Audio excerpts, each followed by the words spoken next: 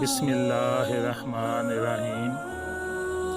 हज़रत इब्न उमर रज़ियल्लाहु ताला अन्हु से रवायत है कि रसूल पाक सल्लल्लाहु अलैहि व आलिहि वसल्लम ने इरशाद फरमाया, इस्लाम की बुनियाद 5 चीज़ों पर रखी गई है।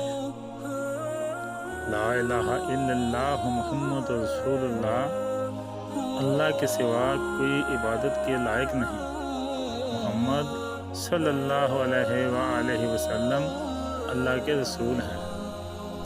नमाज कायम करना, ज़कात अदा करना, हज करना और रमज़ान के रोज़े रखना।